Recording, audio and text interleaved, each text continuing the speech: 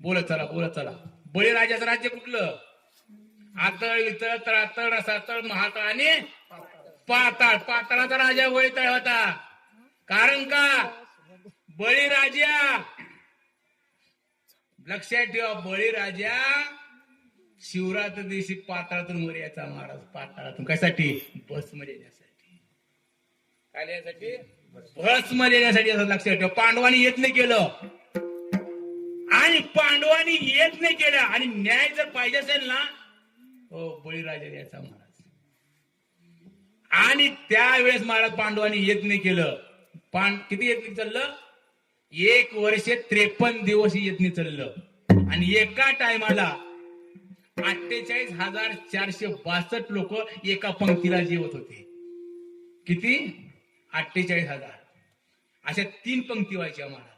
आणि 1 कोटी लोक जेवण झाले आणि स्वर्गात 1 घंटा वाजायची. भगवंताने जे मग सांगितलंय की जे सोमंतक म्हणे जे होत त्याचा उपयोग कुठे केला मला हे सांगायचंय फक्त आता इथे.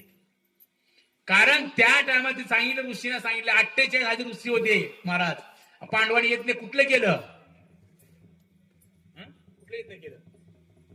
पांडवांनी 2 यत्न केले.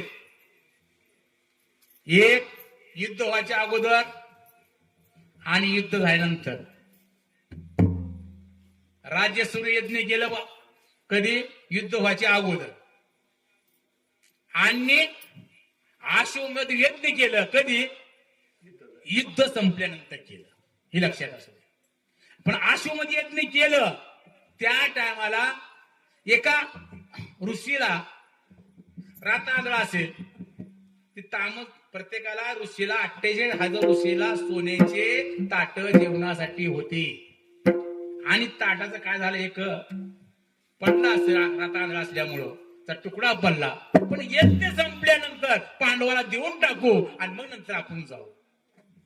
कोण म्हटलं? ऋषी महात्मे म्हणले. पण यज्ञ संपलं झालं, लक्षात राहिलं नाही, ते घेऊन गेले. परंतु त्या टायमाला पांडवांनी सांगितलं, म्हणले आपले कृष्ण परमात्म्याकडे आले. म्हणजे देवा, आपल्या म्हणले भांडारामध्ये म्हणले सोन्याचे ताट एवढे 48,000 आहेत, पण एकाचा म्हणले काय झालंय? काठ तुटलाय आणि ऋषीने घेऊन गेलाय.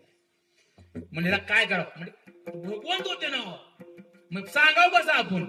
म्हणजे आपल्याला कळत नाही. म्हणले बळीराजाला विचारा. आणि शिवरात्र आहे म्हणले, आणि शिवरात्र दिवशी बळीराजा पाताळातून वर येतो. काय येतो? पाताळातून.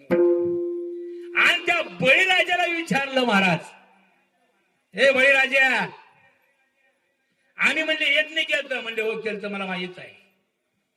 पण आमच्याकडून म्हणले सोनं चोरी गेलं. ज्या राजातलं सोनं चोरी जातं त्या राजालाच फाशी द्या. बळीराजाने न्याय दिला महाराज. बळीराजाने तिथं न्याय दिला महाराज. ज्या राजामध्ये सोन्याची चोरी होते त्या राजालाच फाशी देऊन टाका. असं तिसरा राजा होता बळीराजा. आणि कधी यायचा? हो, जर महाशिवरात्री दिवशी वरी यायचा आणि शंकर भगवंताचं दर्शन घ्यायचं आणि बस म्हणून पुन्हा खाली जायचा महाराज. हा बळीराजा होता. ओ ढाला विठाला, विठाला विठाला विठाला विठाला.